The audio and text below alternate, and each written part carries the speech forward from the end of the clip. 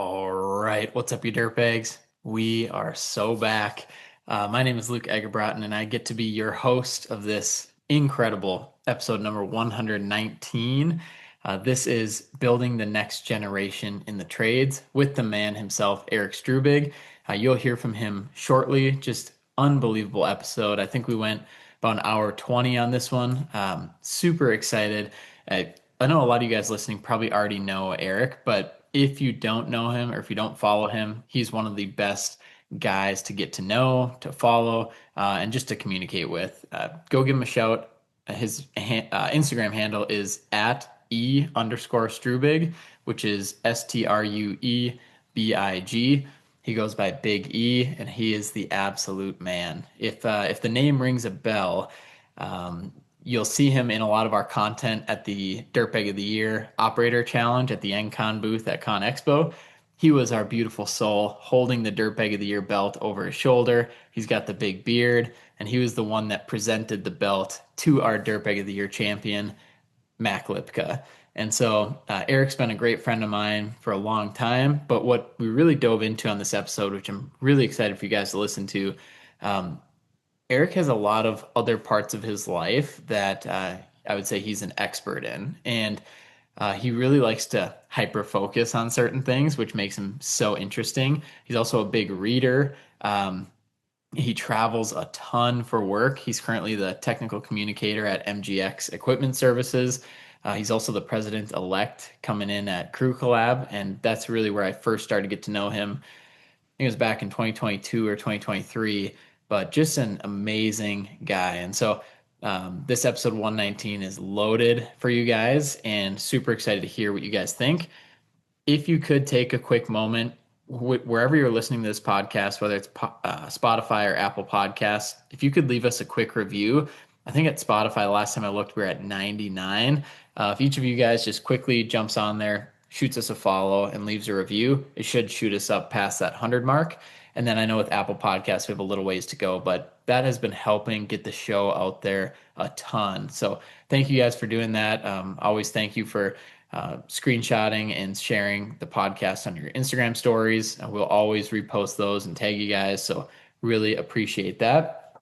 One other big update at our company, Phaser Marketing, we have probably as you've seen, we have our 3 new programs coming out. We now have a brand new phase 1 program. It's tailored specifically for excavation, septic, and hardscaping companies that are under $1 million in revenue, specifically that 500K to $1 million. We have a tailored program to get you really working with our team and get you past that $1 million revenue mark. So then we have our normal phase 2 program, which has been retooled and is definitely our bread and butter, is that main phase 2 program. Then we have our new phase 3 diamond program that is more white glove convenience. And we added a few things in there. So if you're listening to this show, you own an excavation, septic, or hardscaping company, we would love to at least have a conversation to see if we can work with you guys and take your online presence up a notch.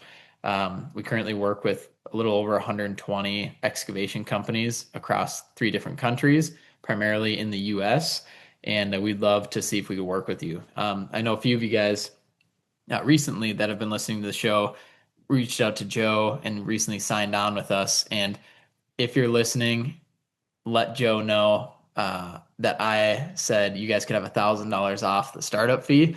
Just let him know that I told you that on the podcast, and he will absolutely take that off for you guys. So it's just a thing, the least I can do to say thank you for you guys for listening. If it makes sense, great. We'd love to do a quick audit on your account. And if not, no problem at all there. So just wanted to throw that out there. We have those 3 new programs. You can check them out at our website, phasermarketing.com. I also just put something on our Instagram. You can see all the pricing, and you can see what's included in each program. So that is a quick update there. I know with Erik, we talked a little bit about Con Expo, kind of what he saw at the show, things like that. So I won't go too deep into that. But if anyone did not get a Dirtbags podcast limited edition hat, let me know. We will give 5 hats to the first 5 people that message me on that. I have a few extra that I did not bring to Con Expo.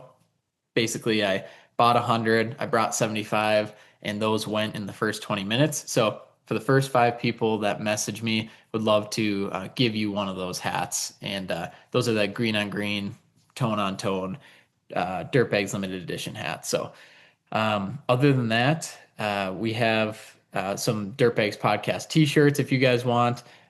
Feel free to shoot me a message, let me know. I think we have them on the site for like 20 or 25 bucks. We could get those out to you guys, and we'll always send our air fresheners in there as well. So I think that's enough for me talking. We got to get into this episode. This is a big one. We got a lot more coming for you guys this month and especially this spring. But this episode 119, I'm super excited to hear what you guys think about it. We have the man himself, Erik Struebig. Let's make today a great day. Let's have an amazing week. Let's get after it. Let's enjoy this episode and all the expertise that Erik brings. And Brandon, if you could cue the music, let's get into this episode. This is episode number 119, Building the Next Generation in the Trades with the man himself, Erik Struebig. Let's go.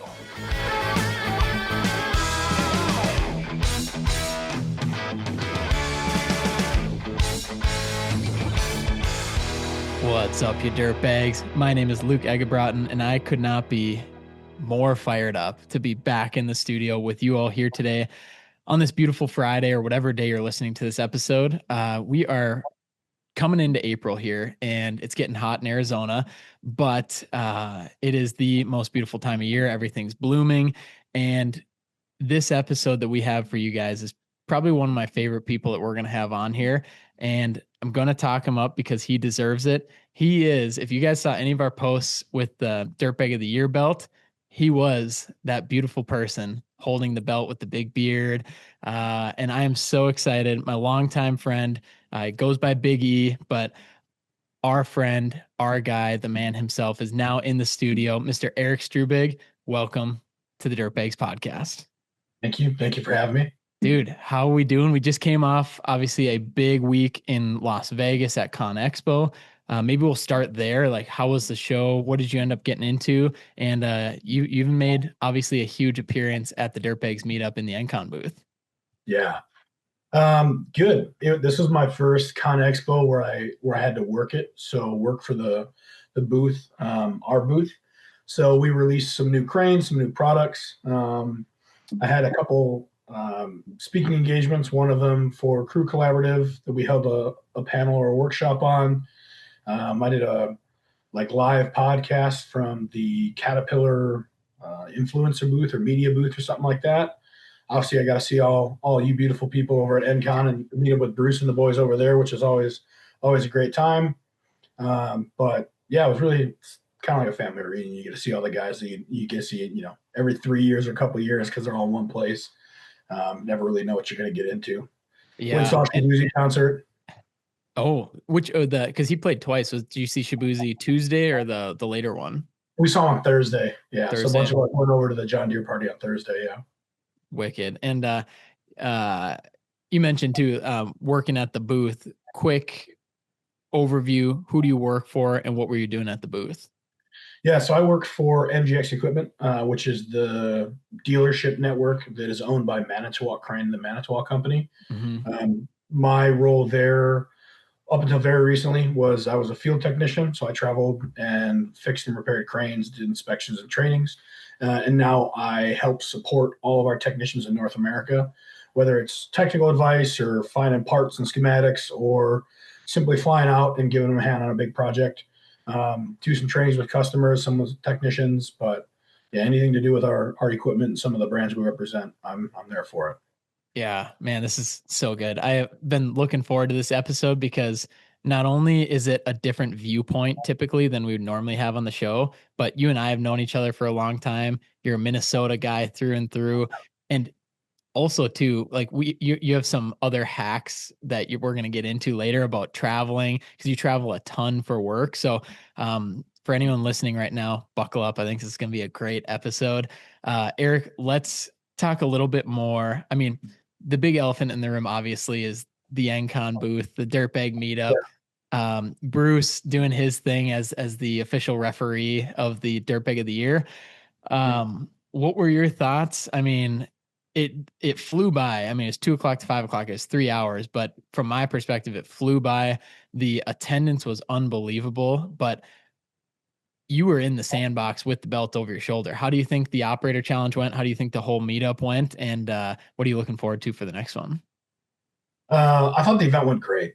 It was really cool to see everybody from all their different perspectives. So out of that group, I probably have the least amount of time running an NCon. Mm-hmm. Um, I got in with NCon, I guess, kind of, sort of, when I worked at the John Deere dealership and we Yep. installed them. So I did a lot of that. I know a bunch of the guys that are on their traveling team. Obviously, I know a lot of the booth staff from shows. But it was cool to see the guys that run these day in and day out and kind of put them up against themselves, and guys that maybe don't run them as much. So, they pay the penalty of taking their shirt off.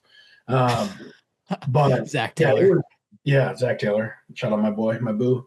Um, The man. but yeah, it was super cool to see all the different, like Herb Sargent was there. Yeah. Herb doesn't run an Legend. NCAP. I'm sure he owns plenty of them or did. Um, but it was really cool to see kind of like the network that kind of, built itself. And it was all the collective good of just wanting to meet up and hang out with people that we knew were good people, whether Yeah. you're in utilities or earthworks or landscaping or whatever it is. They were all there with, the collective goal of, having a good time, meeting up with people, and then seeing who the dirtiest dirtbag was. Yeah. Yeah. Funny thing about Herb Sargent, I texted him the night before at 3 in the morning. It's Mhm. like, you got to come out to the meetup. And he's like, we'll be there. And Yeah. so it was fun to see him. I mean, there's 100, I think, I don't know how many for sure, but I think it was like 120, 150 that ended up rolling through the dirtbag hats that we had. We had 75. Those were gone in the first 20 minutes. And Yeah. yeah, it's just like, I was trying to describe it to Olivia, my wife, the other day of what it felt like. And the closest I could get is, when you have your own wedding or you're at a wedding and like all of these groups of friends and families are like Yeah. commingling And together. that's where, like, it's collective, right? Like this guy you knew from, work or sports or whatever.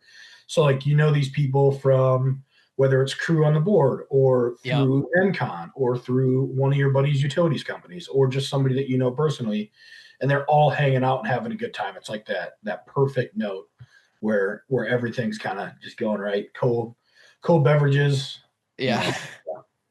Dude, it was so fun and so simple. And I just can't thank all of our sponsors that helped with that. But then everyone just showing up and having a good time, and super excited to see. Obviously, Dirtbag of the Year. It's not Dirtbag of the 3 years. So next year we got to figure out where we're going because there is no Con Expo next year. And I know I mentioned on the last episode, but if anyone has any ideas as we start workshopping this, I know I'll have a baby at the time, so I got to figure out what that travel schedule looks like, and maybe we'll put my little kid in the excavator and see if they can win it. But Yeah.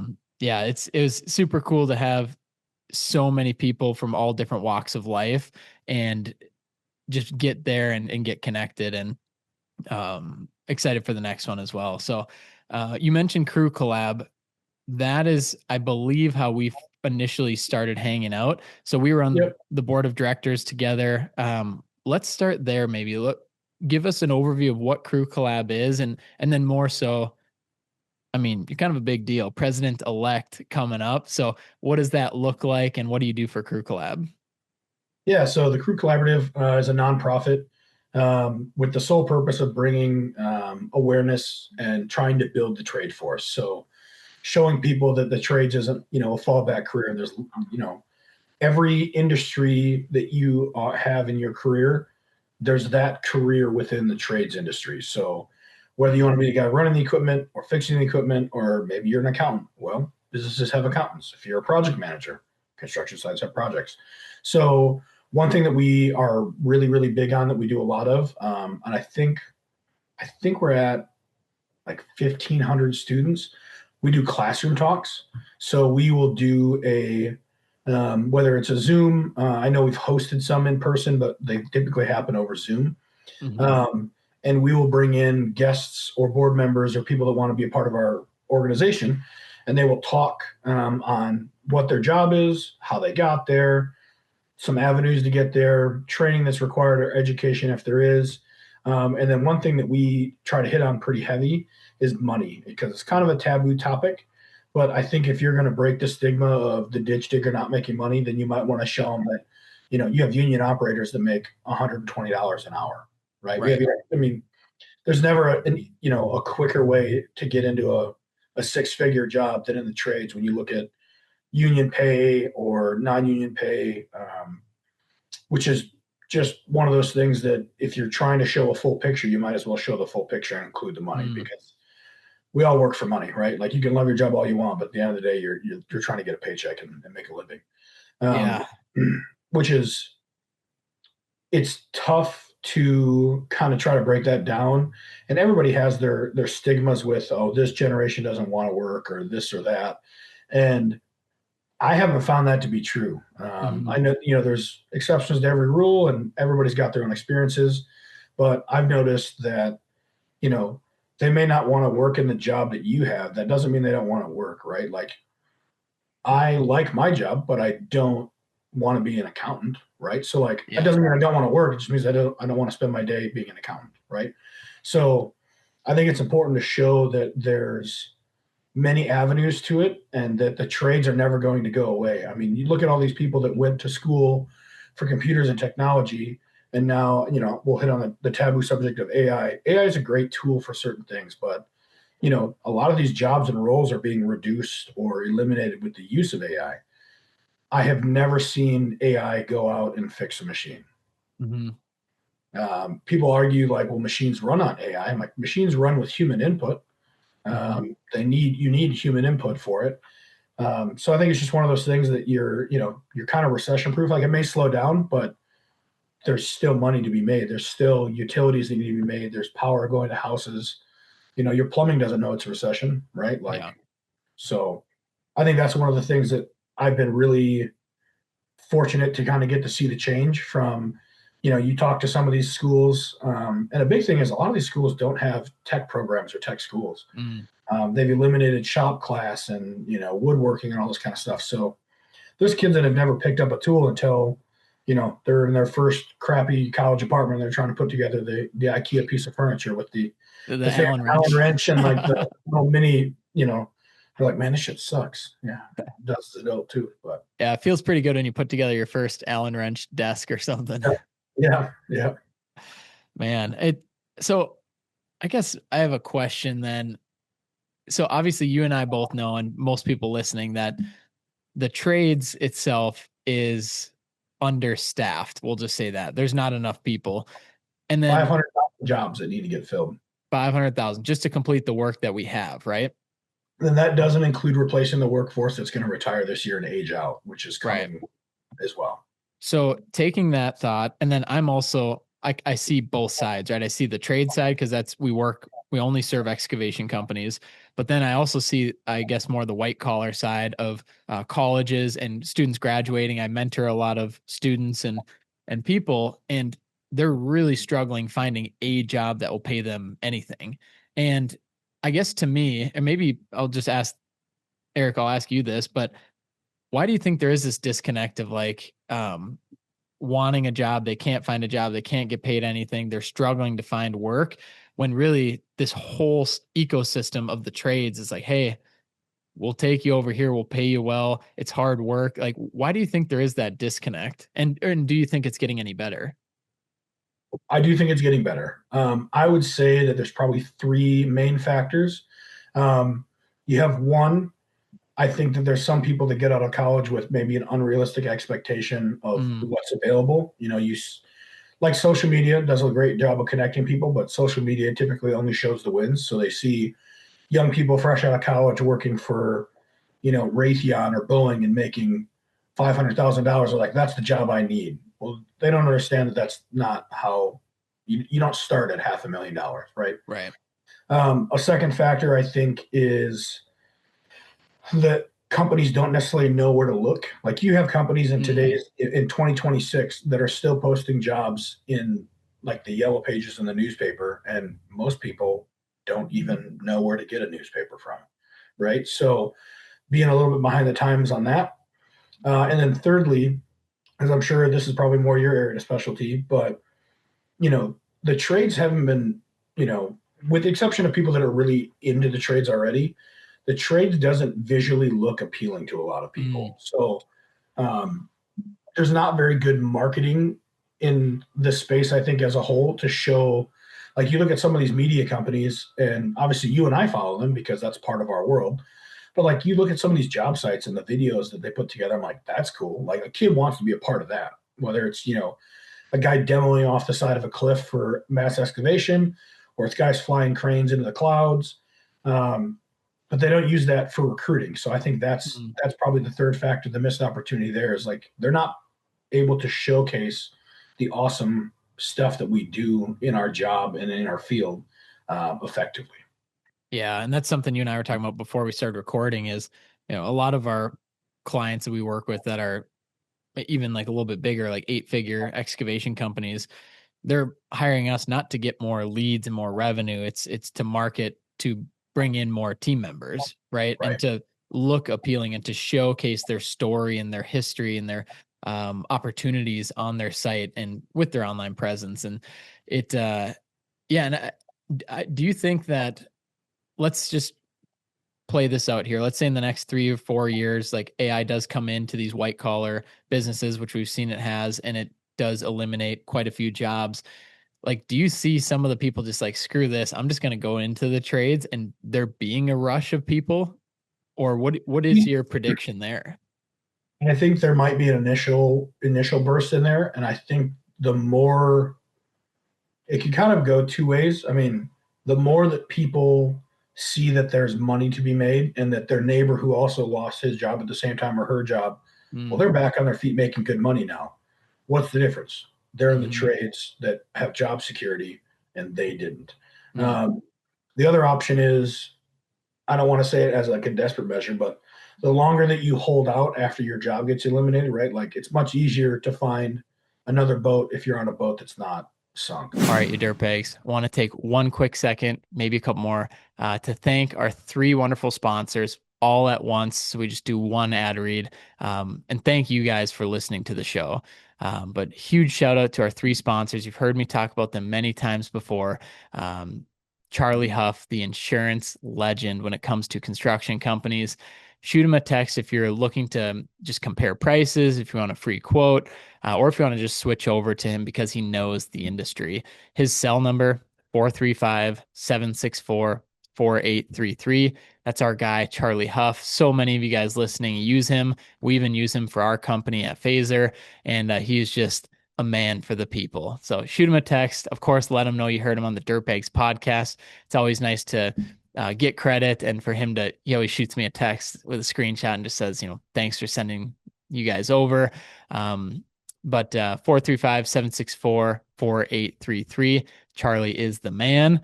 Massive shout out, of course, to Eljen Corporation. Eljen has been supporting the Dirtbags podcast for a while now. You can check them out on Instagram at Eljen Corporation, or learn more about what they do on their website, eljen.com. Eljen's been supporting us, but also they support our veterans of this wonderful country, and they help place veterans, U.S. veterans into the workplace. And we had that episode, I believe it was episode 94, the 4th of July special with Drew Nicolai, to talk more about Eljen and what they do for the industry, the wastewater, the septic industry, but also what they do for our country. And it is just, we're so honored to get to work with them and so thankful. So reach out to Eljen at Eljen Corporation on Instagram or eljen.com to see if their products are right for you. And finally, huge shout out to our team over at SludgeHammer. This is everyone, Will, Dr. Wickham, the whole team over there has just been absolutely incredible. Excited to spend some time with them in person at MSTA in Michigan. That's right where they're headquartered. And we'll get to spend some time with Eljen there as well. So, SludgeHammer, you can go check out their new fancy website, sludgehammer.net. They have all their information on there of how you can become a network partner with them and use their products to have a whole new revenue stream, but also to take care of your clients even better when it comes to advanced septic solutions. So Go check them out, sludgehammer.net, or of course, give them a follow on their Instagram at SludgeHammer Group Ltd. Let them know you heard them on the Dirtbags podcast. That is all that we have for our ad reads today. Wanted to try something new, shorten it up a little bit, put them all together, and just thank them and thank you guys for listening to the show as well. So let's get right back to the episode. Appreciate you guys a ton.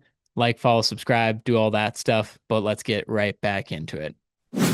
So, the longer, if you sit there and ride it out until it's at the bottom of the sea, it's much tougher to swim to the top and get on another boat.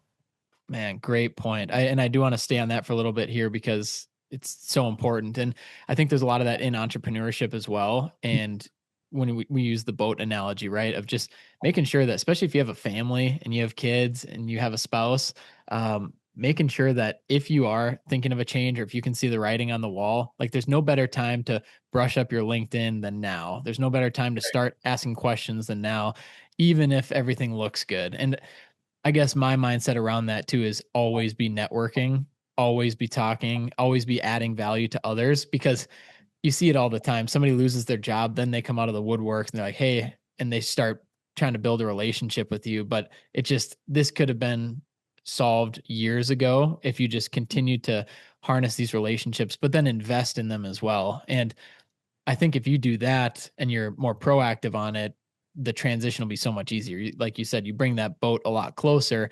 This one's got holes in it. You jump into the next one and you're ready to go.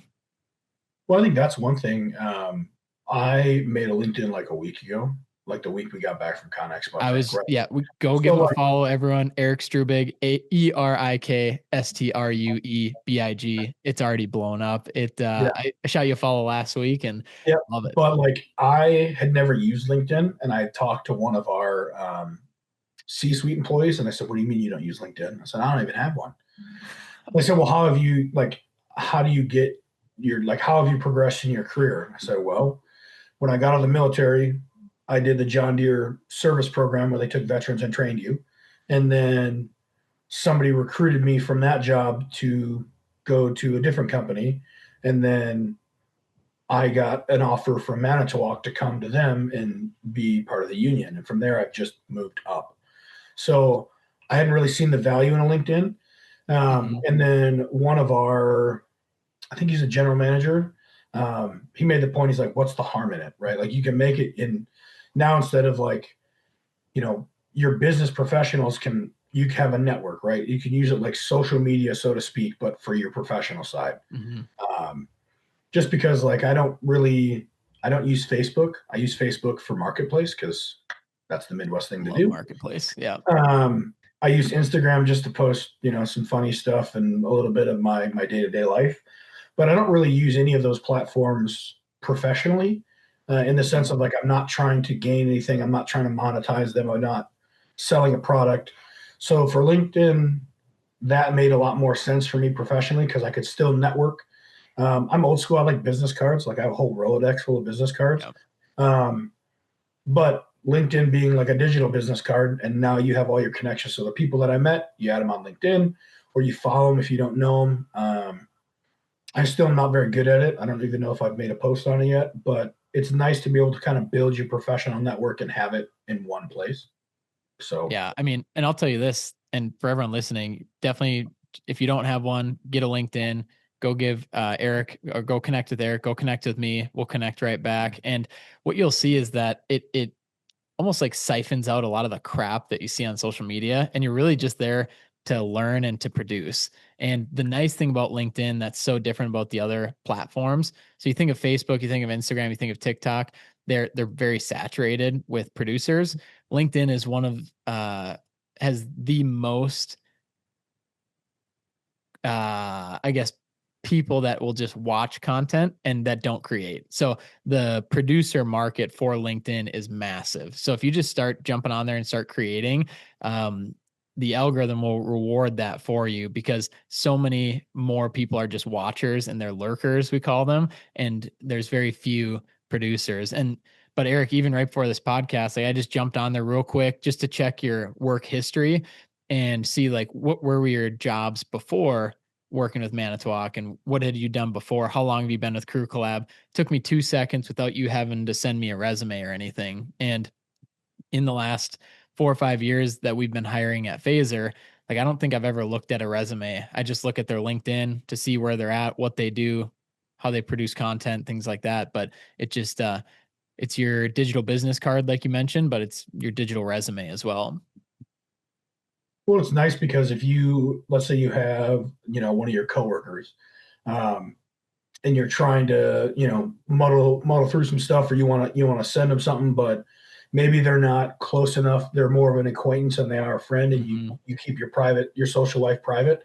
Um, that's a great place to be able to connect with them while still keeping up. If you're somebody that wants to keep, boundaries, um, and it's a really really cool place to see like work related content. So Yeah. at least on my social media, my algorithm is kind of filled with work on Instagram, right? So like cranes, equipment, but it's, a lot of hunting and outdoors and, Midwest living.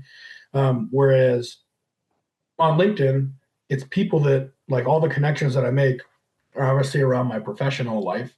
So it's all work content and it's stuff that I Hmm. may not have, my algorithm may not have kicked me out before, but if you like something or comment something, it pops up into my little feed. I can say, oh, well, I wouldn't like it's somebody that I didn't follow or didn't even know existed. And now I get a little bit more professional help with something. So from that Yeah. perspective, it's pretty useful. Absolutely. Out of all platforms, LinkedIn is my favorite by far. It's great for just building your network, recruiting, selling, like whatever you need. It's just a lot more siphoned out and like strained, I guess. So, Eric, I want to talk to you a little bit more about you'd mentioned too that you were in the military. So, you're an infantry soldier with the Army. And how long were you in the Army? Was it eight Uh, years? yeah, it was a little over 8 years. So technically two enlistments, 6 plus 2. Okay. I enlisted pretty much right out of high school. Like my first semester of college, I enlisted. I was going to do the college thing. I didn't really have a plan, like most people I think do. Um, I did that. I really enjoyed my time there. I volunteered for everything. I went to all the schools, all the trainings that I could go to, whether it was a marksmanship school or a breaching school, and really just kind of tried to hone my craft with that. I was very lucky. I got to work with some really, really absolute mountains of men. And I think it kind of shaped my values and how I conduct myself now. While I was in the Army, paid for school. So I got Mm. my bachelor's degree on Uncle Sam's dime for the most part. And then when I was getting ready to get out of the military, I wasn't really sure what I wanted to do. I had worked in like restaurants, whether it was bouncing or managing or doing whatever kind of on the side. And then John Deere had, they call it the CSP, and that basically it's like helmets to hard hats. It takes veterans, and they give you access to their online training portal. And when Mm. you complete X amount of modules, they say that you're guaranteed an interview for a job at a John Deere dealership. Well, kind of going back to there's a lot of job openings. As soon as I registered on that, I had dealerships calling me. They're like, we know that you're not done with training. You can do that. You can work here. We can do on the job training. And I was really, really fortunate for that. Wow. So, again, when I got there, the dealerships, all of my training was paid for by John Deere corporate. So they didn't have to foot the bill for any of my training. They just had to cover my travel and my wage. So I went through and John Deere calls them capstones, but I got my capstone certifications, and each kind of equipment has its own master certification. And in my first like 2 years, I took all of my capstones for every piece of construction equipment, from small excavator to production class to dozer to grader to backhoe, everything. Took the engine classes, hydraulics, electrical diagnostics. So I really took advantage of the fact that somebody else was going to foot the bill. The Yeah. dealership was supportive of it because the more that we're trained, the better they can provide a service to people. Um, I then went into, I wanted to get into field service, and I became a field service technician for Volvo and their mine division, or their large frame equipment. So their big 950s, their big wheel loaders, their big haul trucks. And then one day I got a call from a general manager for one of the Manitowoc locations saying they were looking for a heavy equipment field technician. So I went and interviewed there, and moved to that company and was a field mechanic there, traveling at first, staying kind of local. And then, by year two, I was flying all over the place to go look at these specialty machines. One that I specialized in at the time was a Bronto skylift, which is like a 350-foot man basket.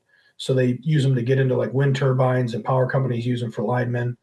But that's really what kind of opened up, outside of the military travel, getting to travel for work on somebody else's, learning how to do that, because it's definitely different. You have people that travel and stay in an area while a project's going on, and then you had me who would fly out in the morning somewhere, go work on a machine, and then if I'm done that day, I just fly home. So you'd have plant trips that you plan out, and you had trips that you would, hey, can you be in Salt Lake this afternoon? I'm like, it is noon. I can drive to the airport and buy a plane ticket. Yep. So Really? Salt Lake City, yeah. So I got really good at traveling, whether I was driving or flying. It just depended on what it was that I was doing that determined whether I flew or drove. But with this company, I've hit 47 states, 48 states. In the Which three ones are you and a half, missing? huh? Which ones are you missing? For work, Hawaii and Alaska. Okay, wow, dude, that's insane. I've been to both of them, but for work. And then last year I was given the opportunity to go to Europe. So I went to Europe for work on company dime, and I went to Balma. And then, and if you're listening, you don't know Balma is. Balma is, I know I'll get some shade for this. Balma is the biggest construction expo in the world. It's approximately 3 times the size of ConExpo. Um, but I went to Germany for that, and I split my time. I did the show, and then I went up and flew to where our big GMK crane factory is on the North Sea, which was super cool. Our buildings are actually old U-boat sub pens, so we build our cranes in these cool like U-boat pens or right on the coast. So when you go, it's a super small town, but you go to stay at the hotel, and like you can see Navy ships in the harbor. Wow. Kind of rip around through these like sheep fields, and you pop out at like our secret training facility or whatever you want to call it, where we test all of our cranes before they come to market. And it was really cool to get to experience international travel outside of, like military stuff. But yeah, Paris, Amsterdam, Copenhagen, Munich, Wilhelmshaven. And then this year, I may go back to Wilhelmshaven for work. And then we also have 2 new facilities, one not as new in Italy, and then we have one in Singapore. So in my new Dude, role, I may go visit them. this is amazing. And I want to go back to, so obviously you mentioned 47 states, you're flying out. Hey, can you jump to Salt Lake City this afternoon? Talk to me in a bit more simpler terms. Like when you fly out, what are you doing when you get on site? Are you fixing something? Are you looking for something? What are you doing? So it kind of depends. Depending on the machine and depending on the problem, that will determine kind of what my trip looks like. Mm-hmm. I will fly out to inspect the crane if they want me to come look at the crane and make sure it's good to go, or conduct its annual ANSI inspection, boom inspection. So I'll fly out with my backpack and my, couple little things and look over the machine, make sure everything's good to go. It's all hunky dory. I'll fly out and train other technicians. So I've flown out and trained mechanics for a company on what to look for in their machine, how to repair things, how to do proper maintenance. And I've also flown out to do heavy repairs on a machine. If I'm flying out there, I will bring some specialty tooling with me in my laptop. But usually, for lack of a better term, if you can afford to fly the mechanic out and you can afford the machine, you probably already have a mechanic on staff. So I use their tools, their truck. I'm just there as, I guess, a subject matter expert. And then we've started to do more when a customer buys a machine and they're getting the machine shows up, we will fly out and I will make sure that their staff knows how to maintain it, how to operate it, all that kind of stuff. If they've never had that machine before, we'll do refresher courses. It just kind of depends. My job has always been to support the machines, whether it was in a field service role or the role that I'm in now. but my job is to support the machines after the salesman sells them. Right. So two-part question for you. Is it or I guess maybe one part. Is it all cranes that you're going with, or are there different products? So most of my travel, if not almost all of it, has been for cranes and then Yeah. aerials. Aerials being something that moves people up to height. So, like the snorkel lifts made by Extreme out of Henderson, they're just down the road from where ConExpo was. Mhm. Bronto Skylift is a product that's made in Finland. They have seven, I believe they have seven technicians that work for them that cover the entire globe. And then I have enough training and certifications and access that I guess I'm the eighth. Um, so when power companies get new machines that they've never used them before, I will fly out and make sure that they are squared away on what they're doing. I have a trip coming up to Boise where I'm going to go train three mechanics on it. I'm going to do an inspection on it and show them how to do a filter preventative maintenance schedule on it. But the bulk of my travel is for cranes. So the Manitowoc product line being Manitowoc crawlers, Grove GMK all terrains, Grove GRT rough terrains, National boom trucks, Potane tower cranes, and then shuttle lift to carry deck cranes. Gotcha. So is it safe to say that your job is mainly on site and not so much in an office anywhere? Yeah, so I work remotely. This is my new role. This is my office. So I'm here unless somebody needs me, in Mm. which case I will just go to them. So like tomorrow, I'm going to drive down to Iowa and support one of our branches down there, help them out with a couple machines. But then on Sunday, I leave out to the East Coast, and I'm gone Sunday through Friday, pretty much every week until like the middle of May. So I'm home on the weekends, but I'm gone during the week. And it's East Coast, Vegas, Dallas. Yeah, I think I have a trip in California, a trip to Boise in there. Um, but when I first started with this company, I would spend like one night on the road a week. I'd go out, and Gotcha. if it was far enough, because you have like your drive time, because I drove a big truck, you can only drive a certain amount of time and then you're kind of stuck there. Mhm. Um, and then the second year in that role, I was like 2 or 3 nights a week on it. And then last year was probably my busiest year. And I think I spent, according to my Hilton app, I spent 129 nights in Hilton last year, plus whatever I used Yeah. outside of that. This No year, way.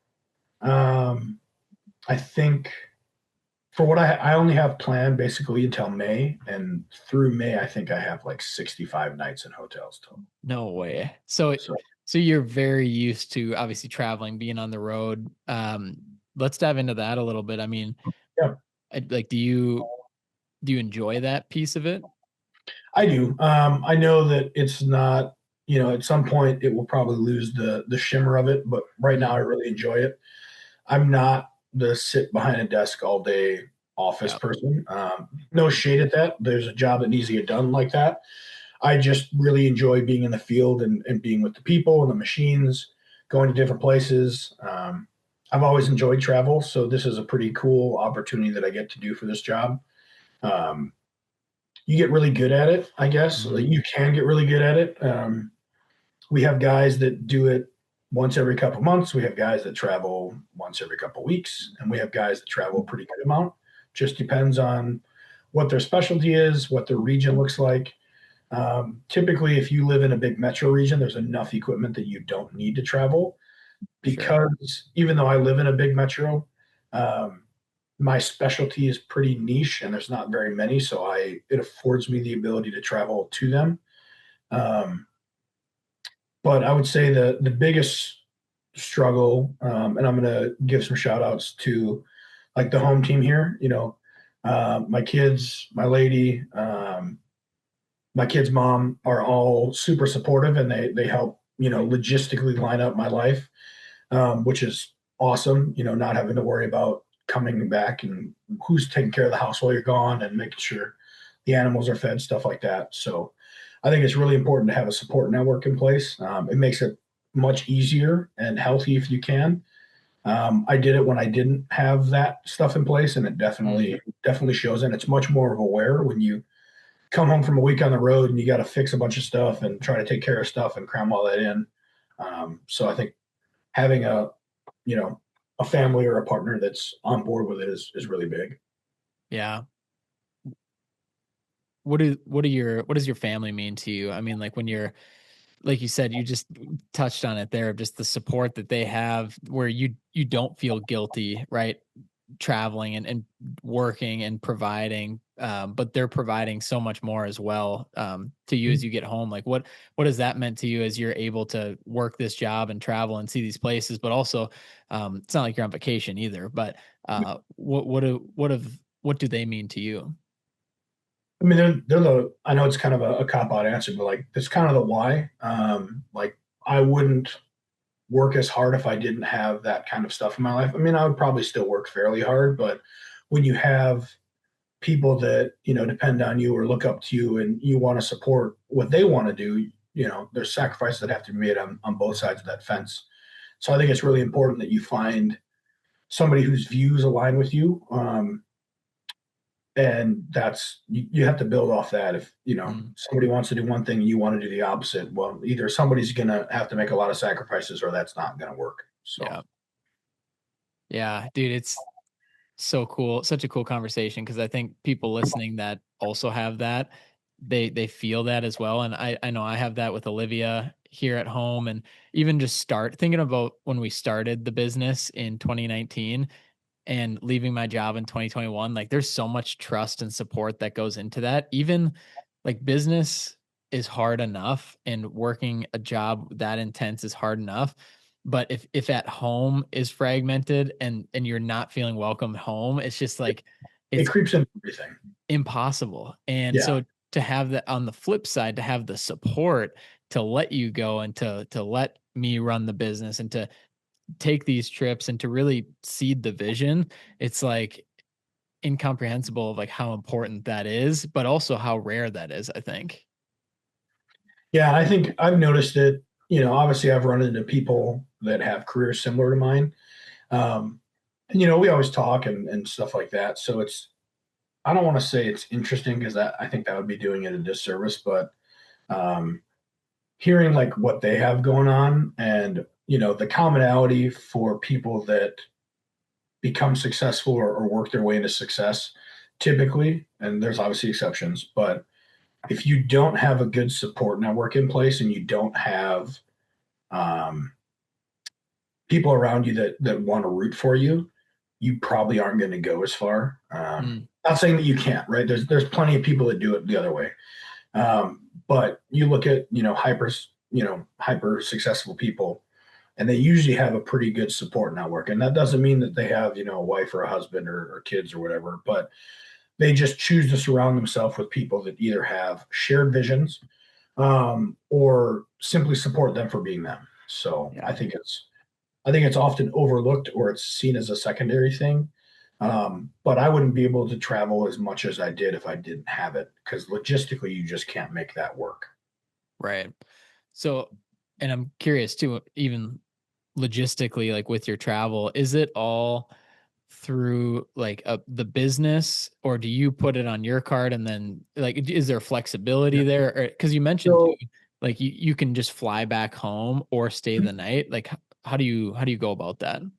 so the division that I work for, we have company cards, um, and I get all the points and the miles. So like I live in Minneapolis, so I stick with Delta because it's a Delta hub. Hub. Yep. And for me, the areas that I go, my first year, I kind of figured out what I had for hotels, and the Hilton brand had hotel pretty much with the exception of two accounts, had hotels at all the places that I went. Mm, So I've stuck with Hilton and Delta, and I will stay at other places and I will fly other airlines if need be.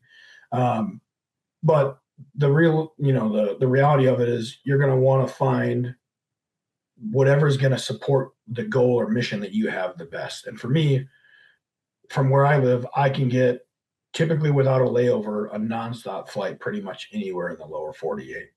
wow. Which is big when if you're flying with like tools, right? Yeah. If I fly with a Pelican case of tools, I do not need them getting left at a layover or a turnaround. because if I'm only going to be there for a day and somebody's spending the money to get me there and it's a big problem, it'd be a shame if I got all the way out there and I didn't have the stuff I needed to do for my job. Right. Um, but the nice thing is when you earn the miles and the points and stuff like that, I can use those. I use those for personal trips. So Mm-hmm. if I want to go to Mexico for a week on vacation, I find a Hilton property in Mexico and I use the points that I've accrued during work, and the tickets I book with miles that I have from my travels. Dude, that's so awesome. We're gonna go into the travel hacks segment of this episode. And so you mentioned a couple things there, Delta, Hilton. Do you have do you have a Delta card, or you just only fly Delta and go through their point system? So my company card is not brand affiliated, so Okay. it's not a Delta or Hilton card. I personally have Delta cards because I wanted the head starts and the benefits that they came with them. Hmm. If I am paying out of pocket for a personal flight, I will use that one because it's the highest, ROI for my money spent. Um, so I'm just getting the miles from the flights and I'm getting the points from the stays on my account through my company card. Gotcha. And then when it comes to booking flights, let's say personal or business, what type of websites do you use? What type of software? Is anything that you use to find some of the best flights or some of the best options? I use the Delta app. Hmm. I found that it is pretty good at if I'm going somewhere and the dates are flexible, you can add the flex date into it and you can see where hey, it's cheapest to fly on Mm, Sunday and not Monday. Okay, well, I can do that and start and leave here. Um, the one thing, like if I'm flying for a crane emergency or something like that, the nice thing, so to speak, is like the price doesn't matter because the cost of yeah. that machine being down is more than what my flight is going to be. So I'm going to look for whatever flight gets me there the quickest and the most direct. Hmm. If I'm traveling for a conference or something like that, where like it doesn't have to be this exact specific time, then I'll price hunt a little bit. Um, I know our company uses, I believe it's called Navan to book stuff through. So if you're not a field person, most of them use that app Okay. because it puts all the points in the same place, whether you're using Delta or Southwest or whatever it is. Um, I'm a field personnel, so to speak, so we don't always use it. Sometimes they have a better deal on it. We'll use it. It just kind of depends on the situation, the scenario. Yeah. And then when it comes to your points, I'm assuming you accrue them pretty quickly. What's your strategy behind that? Do you let them sit until you guys are ready for like a 1 week vacation? Do you kind of use them intermittently? What's your strategy there? And how do you avoid the scam of getting 60% value for your points? Like, because I know that they treat it differently depending on what you use it for.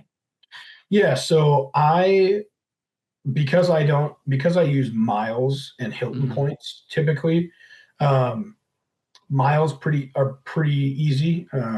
I'll often look at like the little shop tab, like what deals they have going on for trips. Like, and as airlines book trips and they're like, man, there's only like 50% of this plane booked for this trip. So if they Yeah. put a deal on it and they can fill it and burn miles, they'll do that.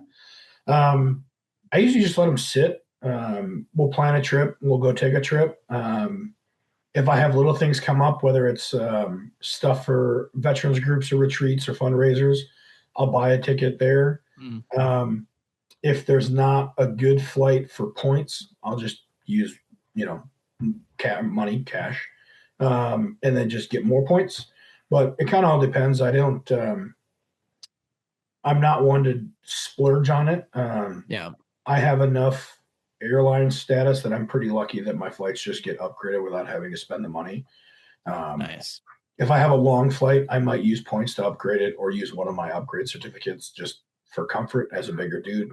I like to be comfortable.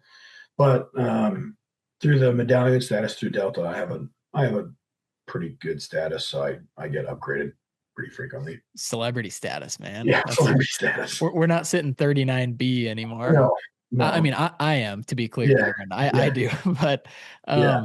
dude, it's so fun talking about this. We've never talked about it on the show, but it early on when we started Phaser. So obviously we're big Dave Ramsey people, but like 80%. It's like we have credit Mhm. cards and all that stuff. And for me as a business owner, I wanted to use, like, I wanted to save the points just in Mhm. case. Like the first 4 years, I'm like, I'm not going to spend the points because you never know. Like if I run out of money somehow, this is a Right. break glass in case of emergency. We have Right. 5-10 grand in points that we can use. And so for the first 4 years, we stash them up and use it as like a just in case emergency fund that would be surpass our other emergency fund.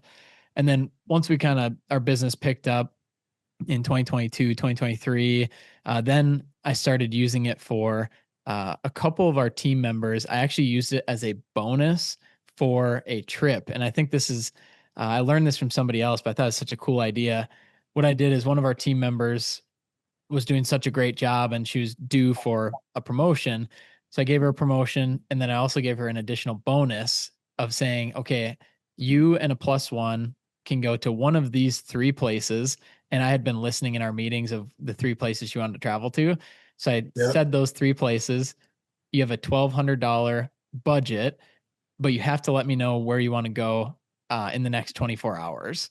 And so then, but what I did with that too is I just used the points. And so now looking at it, because usually if you own a business, you don't want to use the points for business expenses because then you can't write it off. So typically you'd use it for personal trips, or in this case, just a fun thing for one of our team members to go do a personal trip with. But that was kind of that next level of what we used it for. And then as we got past that, as we really started saving points, that's how Olivia and I went on our 8 week overseas sabbatical. We saved up money from watching dogs, and then we had about 1 million credit card points, about 10 grand there. And between about 10 grand of watching dogs and 10 grand of credit card points, we paid for 2 months of being overseas without using a dollar of our Yeah. incomes. And to your point, it's just like, it's not, you can't really game the system, but if you're getting points anyway, like you can use them for actual value. Yeah. Well, yeah. So like, we took a trip, maybe a month and a half ago, 2 months ago, um, before, right when I took this role, actually, I had Mhm. planned it out, and we used miles and points, and we stayed at an all-inclusive in Mexico for like a week, and we flew down there first class, and I think I paid like $200 out of pocket because of like That's the awesome. taxes or whatever. But we had a really enjoyable trip that all we did was use points, and I think of it also as like a cool thing that we both make sacrifices for me to be able to Mhm. do this and travel. So we'll both use the rewards. And there's very rare, like I'm not going to use the points for, like people, like some people that use them for like paying their bill. People will run up a bill and they use the points to pay off some of the bill. And, that's fine. No shade at that. Um, but for me, it's just, that's not what I wanted to do with it. Like I try to live my life pretty moderately. I wouldn't say that I'm, Dave Ramsey's favorite, as most Midwest marketplace people are. That side by Um, side. yeah, but yeah, I mean, if you're going to earn the points and the rewards, like it's kind of like PTO in my mind, right? Mhm. Like you have people that get all this PTO and they like save it and they don't use it, or I just can't, I can't take this time off. I'm like, work gave you the PTO, Yeah. use it. Like what's like watching guys at the end of the year lose PTO because they got 3 weeks of PTO and they used 7 days. Okay, well you just lost all that PTO. It's not like they're going to buy it back from you because it doesn't carry over or whatever it is. I think some people with points, especially credit card points and travel points, they just save and save and save and save and save, and they don't really have a plan or a goal. They just like the points are the goal. I think there was a movie that was called like Up in the Air where he just wanted 10 million miles, right? Wow. Didn't really care about this or that. And, at the end of the movie, he's like, what am I doing here? Like, so he bought, his sister and her new husband like two around the world tickets or whatever it was. Mhm. Um, but I think that kind of goes into those things like people get in that like fight or flight and they just kind of save and save and save. And if you don't, I mean, they're there to spend, right? Yeah. I mean, nobody's asking you to burn through your retirement account, but your Delta Airline rewards miles, you might as well use them. Yeah. And I get the thought too. My mom was always on me about this. She's like, you never know, like they could change their algorithm or they could change the value of the points. I'm like, yeah, that's a good point. So we try and use them up and do bigger trips like each year and just Yeah. use those for it. But yeah, I want to kind of go back to what you're talking about coming out of the military, and great share too about the John Deere. I was just looking it up too. You can go to the John Deere's website and go to their careers, and they have the whole, I believe, like the CSP page on there. But it looks like a really, really great program. It's the Military Hiring and Mentorship Program on the Deere Yep. website. So, Yeah, there's a lot of places that do that. I know that getting out of the military is not an easy transition for most. Some are, some aren't. I think people have gotten better at it with the use of more resources. mhm, But Caterpillar does a helmets to hard hats. There's a Department of Defense, or technically now I think it's the Department of War, program called the Skill Bridge. So your last 6 months of your enlistment, you can do a skill bridge internship with a company that's close to your base.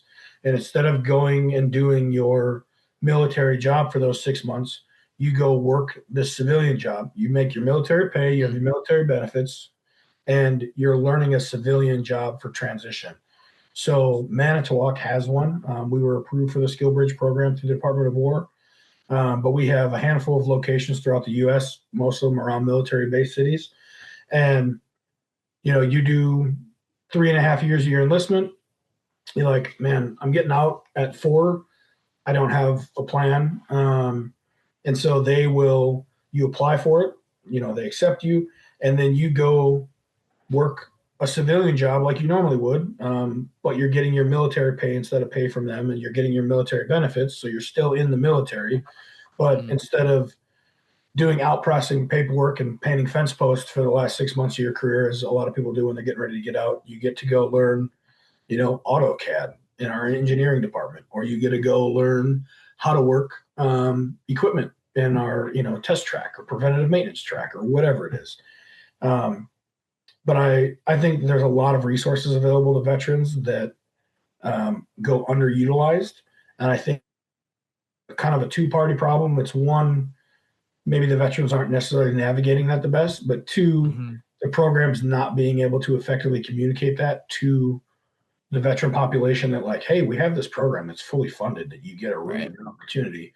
And a lot of people, when they go through those programs, end up getting an offer to stay on with those companies, because companies are always looking for people in the military and veterans when they get out, because again, exceptions to every rule, but they're punctual, they're respectful, they're usually pretty hardworking, they're good when given tasks, task oriented.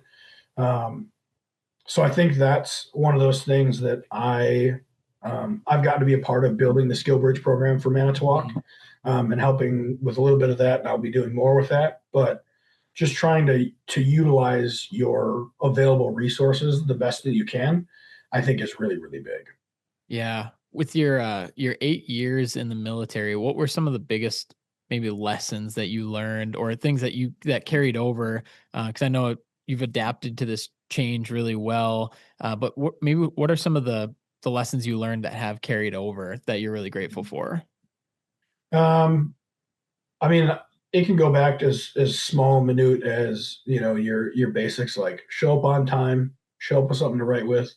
Like to this day, I don't like to be late. I will be the Mm, person waiting in the parking lot 20 minutes before I'm the guy that rolls through 5 minutes late. mm, Um, I always carry a notepad and a pencil, or a notepad and a pen. I know people have their phones and stuff like that, but there's always, you can always take notes. You can always do that kind of stuff. So I don't go anywhere without those things.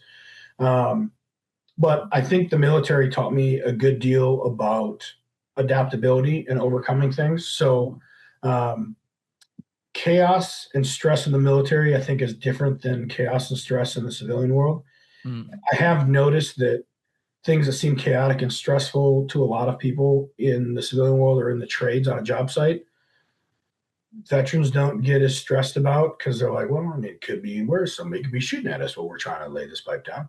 Yeah. Um, so it just kind of gives you a different perspective on, hey, this truck's late. Okay, what are we going to do in the meantime till this truck gets here with whatever we're waiting on, versus having a panic and, freaking out and making 97 phone calls to the guy that is just stuck in traffic.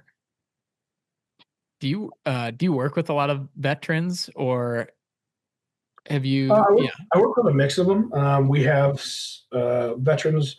I've noticed that there's a lot of veterans in the trades, which is yep, awesome, and I think it's what attracts it is the camaraderie. I will say that you'll never. I shouldn't say never, but I think it would be very, very difficult to create the bond with people in any civilian job that you do while you're in the military, just mm, because there's not as much riding on that friendship. But the trades does a really good job of building that brotherhood, sisterhood, camaraderie. Um, there was one of my buddies, Kevin, uses the word type two fun, right? So yeah, digging trenches sucks, but you always look back at the fond memories, and you have yeah, guys that made it enjoyable. Same thing on job sites, right? Like going out and fixing a machine when it's minus 50 degrees outside, everything's freezing, and you're miserable. You build that bond with the person you're out there with, and it's something you can always look back and laugh on. Um, like, hey, do you remember when you got the hydraulic bath and it froze to you? I do. I vividly remember taking a hydraulic bath when it froze to me in North Dakota. where So I got to hear more about that. You can't just leave us hanging. Where in yeah, North Dakota so was I this? went out to I believe it was a Volvo 950, Yeah, which is their biggest excavator, and they had blown. We were resealing a cylinder or something like that, and we pulled the end caps off of it, and no oil came out. Right, so we're like, all right, gravity drain, it's got a leak. This makes sense. So we had finally like rigged it up by the crane and hoisted it up, and it was away from me. I had the tag light on it, but the end of it was kind of pointed towards me. And when we were jostling it loose, it must have warmed up the seal enough, and it popped the little bit of like gel ice that it had, and the cylinder collapsed down. So I took an entire arm cylinder worth of oil, and it was like minus 40, minus 45 oh my up in gosh, North Dakota, and just wind howling. And I took this dirty oil bath on top of this machine, and the wind was like turning it to like gel crystals on me. And that was about an hour into the day, or into the night, jeez. I should speak. So went back to the truck and took off the coveys and threw on a little bit of rain gear to try to deter it a little bit. But as you know, anything that gets cold and wet stays cold and wet until it has an opportunity to really warm up. But yeah, but luckily I was wearing my safety glasses, so we were good There there. you go. The beard was shimmery for about a month, but Yeah, classic North Dakota, just freezing, just super miserable. windy, a Yeah. little bit miserable, but Well, it's yeah, funny because like you have people like I've been to the oil fields in Texas as well. And yeah, like, don't get me wrong, that's fucking hot and miserable. But you go up to like the Bakken or something like that, fucking and yeah. it is cold. Like everything you like, the equipment stays outside year round, right? So if it's been minus 50 all week and you go to lean on a machine, it doesn't warm up from your ambient arm leaning on it. It just stays cold and pulls all the heat out of you. So whether you're trying to, use an air chisel to get dirt out of a scraper pan so you can swap out a blade, or you're laying a crane down so you can resheave it and there's ice built up on the sheaves and the cable, like it's part of it. Clothing's important. Wearing quality clothing and understanding layering is super important, especially if you're out in the field. Um, and then just kind of knowing your limits, right? Like Yeah. going into your truck and warming up for a couple minutes. If that 2 minutes of warming up in your truck or 5 minutes is going to derail the project, then there needs to be another safety that gets put out there. But Mm, especially if I have younger guys with me, I'm always big on making sure that you only get one set of hands and one set of toes, and they're the first two things that can be, negatively affected by the cold. But yeah, it's definitely a perspective haver. yeah, absolutely. You mentioned about the equipment and just what you wear. What do you have a preference, or is it company wide, or what do you guys wear for different No, so PPE? like the company provides most of my all my companies have provided with like uniform shirts and pants. Depending on what your area of specialty is, it might change. So like Mm, I always had to wear FR clothing, whether it was power company or working on oil rigs. You have to have FR clothing. Um, I've been very, very lucky that I have gotten to know the folks over at True Work. yep. So I was on their test panel. So they would send me all of their clothing, their FR clothing before it came out for me to really try to put it to its absolute max. Um, like most Midwesterners, I've always had Carhartt as well. Mm, And I think that, people can try to compare them, and I don't think there's really a comparison because it's apples and oranges. mm-hmm. One is a technical kind of workwear, and Carhartt's always kind of been known as like, this is duck canvas. It is durable. Yeah. Inside there's insulation, right? And TrueWork does a really good job of just making very well designed clothing with a lot of technical features to it. From like their bibs have pockets on the front of the thighs with flaps. So if you're sitting in a machine with your lap bar down, you can still get to your Mm, pockets versus trying to like get into your side pockets of normal pants. Um, they make their hoods wide enough that you can put them on over a hard hat, or you can use the drawstring in the back and wear them under a hard hat. Um, they have clothing systems, so like layering systems. So it used to be you just wore the biggest, bulkiest jackets you'd get. I think everybody had them as a kid in the Midwest, like the big yeah. walk around looking like Ralphie from Christmas Story or Randy. Um, but wearing it, what you wear, whether it's you got your base layer, an insulating layer, a shell layer, and then you can kind of adapt and change throughout. So I've always been pretty good about making sure that my truck always had spares of everything that stayed in a dry bag. So no matter how bad it got, I'd get my truck stripped down. Stripping down a Mm, field's not my favorite thing to do, but I've done it yeah. pretty frequently. And you can just put some dry clothes on and warm up, because it'd be a real shame if you got hypothermia because you were stupid.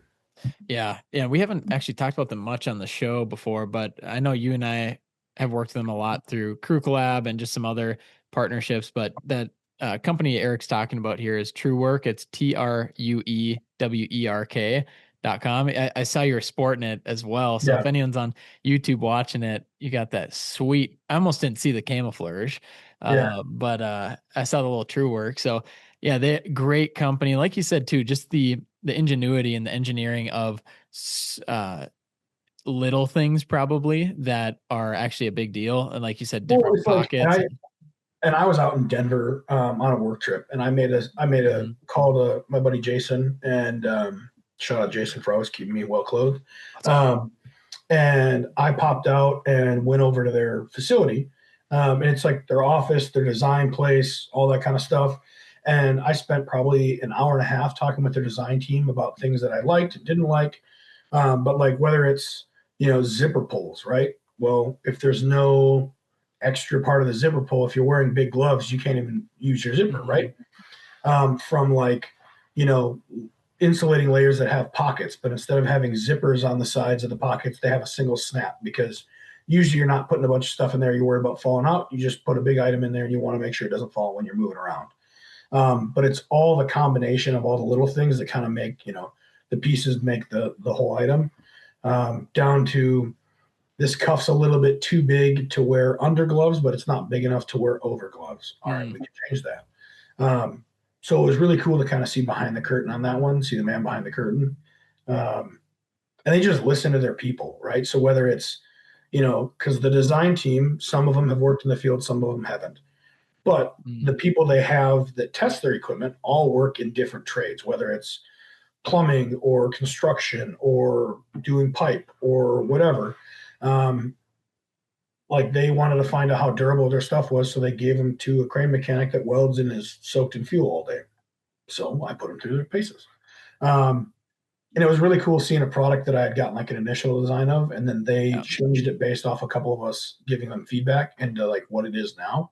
Yeah. Uh, so it's really cool to see that. But Yeah, and that's so awesome. And even throughout this episode, you can notice it too. But you're very well connected through different groups, through different people. Like our friend groups in the industry are very similar as well. But how maybe two part? How do you stay so connected in the construction industry? But then also, would you describe yourself as an extrovert or are you more introverted?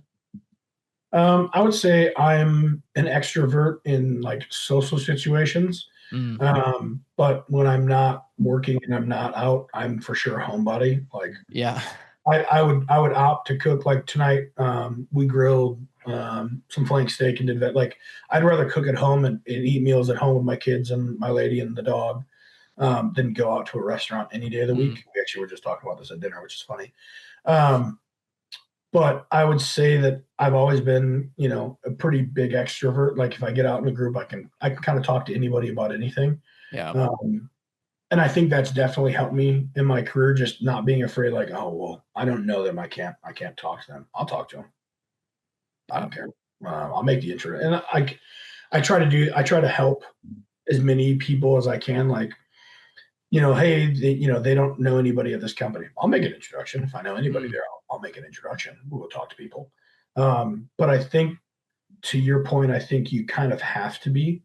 mm-hmm. Um, there's nothing wrong with being an introvert, but I think it definitely makes it easier to make connections and build relationships if you're an extrovert versus, the quiet one in the corner. Yeah. Um, and I think it's a skill, whether you talk more than everybody or talk less or find that balance. I was always told from a young age, you have two ears and one mouth, use them accordingly. Mm. Um, so I think that it's a balance that you have to kind of find, but extrovert when you're trying to network and make connections, I think is a pretty big thing. Yeah, some of the best networkers or some of the best, I guess you could say, extroverts I've ever met are really good at pulling the passion out of people, especially people that are normally quiet and making almost everyone feel involved. Because you think what makes a good networker, what makes a good extrovert, it's people like everyone loves this person. I don't know how, but everyone loves this person and they're talking to everybody. But that's kind of the point, right? It's you, as you mentioned, there's some people who are very quiet and would rather stand in the corner and don't feel like they belong in a certain situation, but the people that can successfully bring them in and help them feel involved and ask them questions. I think some of the best conversationalists aren't the ones talking; they're the ones asking the questions, and probably they're better listeners than talkers or speakers. And I think, you and I both know Herb fairly well. Yeah. Yeah. Uh, and Herb isn't outspoken. Hmm. He asks really good questions and he gives phenomenal feedback. But what I think he does a really good job of is when he's having a conversation with somebody, is that he is he's focused, Yeah. right? There could be a lot going on, and if you're having a conversation, that man is listening to you and waiting, and he's not even waiting to give you feedback. He's listening to you, and then if you want feedback, he will give feedback. But Mm. I feel like there's a lot of people that will have conversations and they're not listening, they're just waiting to give their input on it. And I think understanding that dynamic, like if you and I are having a conversation, me listening and actually understanding what you're saying versus waiting to see how I can contribute. I think that's an important thing to understand. Yeah, being so quick to think about what am I going to say next? It's like, well, Right. reverse that, slow down, listen to what Eric's saying, and dive deeper. And that's what's so fun about podcasting. Honestly, is you get to take some of these nuggets and like dive deeper, and let the other person speak. But it definitely goes both ways in conversations outside of the studio, of course, where it's like, okay, if this person is now more passionate about this conversation we're talking about, like how can we dig deeper, how can we keep going on that? And one of my favorite things to try and do is like ask different questions. And so instead of saying like how are you, where do you work, and then you talk about sports or the weather, it's like what project are you most proud of in this last year that you've worked on? Doesn't have to be work, doesn't have to be anything, but like what are you most proud of in the last year? And just open it up because you just never know what that person has deep down inside of them that nobody's ever asked them. And so just reframing your questions, and then also too reframing your answers. If somebody asks you how are you doing, don't just go with good, it's going well, anything like that. Like how are you actually doing? And just try and reframe your answers and give something a little different because we all hear the same thing every single day. Yeah. Man. So Eric, I gotta ask, this is probably one of my favorite parts of the show. We gotta hear how you stay on top of things, how you stay educated. Any sort of books or podcasts or anything that you listen to or you read that you'd recommend to our Dirtbags audience here. So I'm a big book person. I don't know if you can see it in my camera, but I have like two 6 foot by 6 foot bookshelves that are like two layers deep of books. Wow. Um, and I'm a nerd in the sense that most of them are not fiction; they're nonfiction. Just I like to hyperfixate on things. Um, but one of my favorite books that I've read. and it's not so much for education or motivation, but it does a very good job of giving perspective. Is the book Hatchet? Um, I believe it's Gary Paulson. I read it when I was a kid, and I got my son a copy of it. But I think it's one of those books that when you read, you kind of get that sense of adventure, Yeah. which I think in today's day and age is not super common with people. I'm a big fan of books in general because there's so much available through media, whether it's TV or your phone or a computer, and everything is just fed to you. I remember reading The Great Gatsby in Yep. school, and then I watched the movie, and it was not how I had portrayed or pictured anybody. The movie wasn't bad, but you build that image and you kind of write that story as the author intends, and a movie does it all for you, right? So um, I think that's something that needs to be kind of understood. I wish more people do it. My kids love reading. My kids don't have tablets. Like my son has a tablet for Mhm. school, but like one, if you're the moment we get in the truck leaving school, there's no tablets. Yeah. And I think it's a skill that gets lost. I know I have friends that do like book clubs, so they'll find a book. There's a veterans group I'm part of that one of their clubs is a book club, so they pick a book and they start reading it, and every so often they talk about it, and then they do a retreat um, once a year, and they all go and they have book discussions and stuff like that in person. But I have never been big on like the I don't want to call them self-help books because that sounds kind of lame. But like I've read the Seven Habits of Successful Individuals and Yeah. stuff like that, and like some of the David Goggins books. Um, there's a book that is written by a guy named Dick Cooch, and it is on Navy SEALs, and it follows an entire Navy SEAL class through. And if you want to feel like your life's pretty easy, that's a good book to read. I mean, they're running a Mhm. mile to chow and a mile back, so they're running 6 miles a day just for their meals. On top of the fact that it's buds and they're embracing the suck every single day. Yeah. Um, and as far as podcasts go, I'm kind of all over the board. I've listened to like the typical Joe Rogan. I listen to a little bit of the Sean Ryan podcast. I don't go as deep into like conspiracy theories, and I'm not big. Mhm. I have a college degree in politics and economics, and I dislike spending a lot of time on politics and economics. Um, I really like Sornex Equipment does one that I've been a really big fan of, and that talks about different people in the strength and conditioning industry, whether it's strength coaches or athletes or people that make equipment, and anything to do with hunting and fishing, anything outdoors. I'm a Yeah. huge fan of that. In case you couldn't tell by the multiple layers of camo I have on, I like to spend my time outside. Which huge shout out to that hat you're wearing, the Oh yeah, 641 absolutely. excavating team. I mean, look at that Dude's the leather man. patch. That is Uh, sweet. so the first time I met up with John in person, we had talked on the phone and through text and through stuff for a while.